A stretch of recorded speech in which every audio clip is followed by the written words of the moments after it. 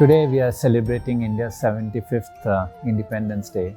Almost everything that we have done at Indiahikes or wherever we have come so far is a result of the new progressive India that we have been part of. And this wouldn't have been possible if it wasn't for the economic freedom that our country has now. It wouldn't have been possible for the even the working environment that we have now in our country that we enjoy so much. Almost every trekker of Indiahikes is from the new age modern industries who come and trek with us. And we and our world is a direct, if I have to say, a product of this modern world that we are in. So today, when we are celebrating the 75th year of our country, I cannot but feel very proud of being an Indian and being participative in our country's journey. So I'm wishing everyone a very happy Independence Day. So on our 75th year of independence, as a trekker, I feel extremely proud to be an Indian and to live in India, because I believe that our country is one of the richest trekking destinations in the whole wide world. The variety that we have is absolutely unmatched.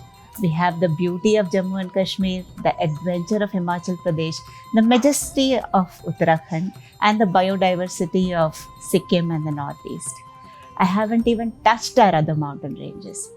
So on our 75th year of independence, I wish that we all step out and explore our country more. Wishing you all a very happy Independence Day.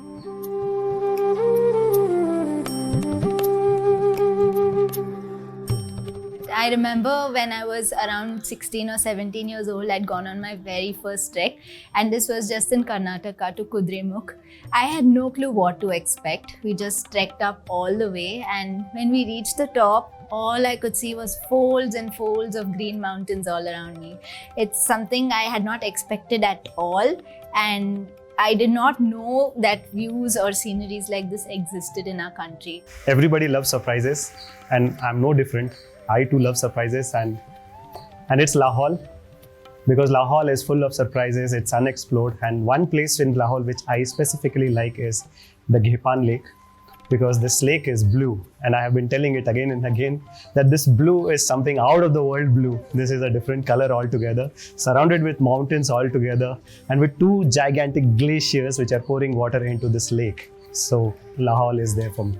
Harkidun Valley is one of my most favorite landscapes. Trekking, beside the Thamsa River, camping there, the constant voice of water, it is so relaxing, so soothing. So I remember in April, we were going to Yumthang Valley, okay? And at this time of the year, it's supposed to be covered in beautiful white flowers. But then all of a sudden, at the end of April, it started snowing. And the effect that the snow created in the whole landscape, it was like out of this world. We have heard so much about Kashmir, you have heard so much about the landscape there, and it's called the heaven on earth. But the first time when I went there is when I realized what exactly lies there. Nowhere have I seen greener meadows, nowhere have I seen the mountains the way they are, and then to add to all this drama, there are lakes everywhere you go. It will be definitely Betni Bugyal, because right now I'm just thinking about it. All I can imagine is that green meadows which I have seen, and blue sky, and on top of it there was horse running. It was so beautiful, so amazing to see. I still remember that day. I think Tapovan campsite is the landscape is closest to my heart at Gaumukh Tapovan Trek. In that campsite, you see Mount Shivling right from its base. And I don't think many people will agree with me, but for me, Shivling is the most beautiful mountain in the world. Thansing campsite on the Gochala trek.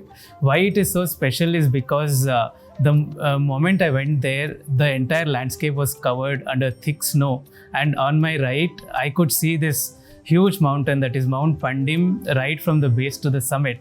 And on top of the mountain also there was this huge glacier which was shimmering blue, and that kind of melted my heart, I'd say. Dayara Bugyal, that was my first trek with my child, and it really holds a special place because looking at the mountains standing all together, it was really an emotional moment at the summit. So Kokankada, which is a trek in Maharashtra, has to be very close to my heart. So just sitting at that rock cliff, looking at the view of Malshed Ghat, looking at clouds floating on top of you and the gorgeous sunset is something that I will never forget. To me, the Changtang landscape is the closest one to my heart, mainly because it has this extraordinary contrasting colored landscape where it has the green grasslands or the wetlands, and then there's the brown mountains behind it, and then there's excellent blue sky above it, and it's just really beautiful, and that's my happy place. For me, it is Narasimha Parvata trek in the Agumbe region of Karnataka. In this trek, you go through the dense forests of Agumbe for straight 8 kilometers. You go to the snout of this India's 10th highest waterfall called Barkana Falls. You trek in the grasslands of Agumbe region, and from the peak, you even get to see the Kudremukh peak. So it's just beautiful. The whole experience it's just beyond the words to express. And this is what I would wish everyone today, to explore our country to the depths and the lengths that we have, and to see sights which they have not imagined possible in our country, or even would have thought they could experience in our country.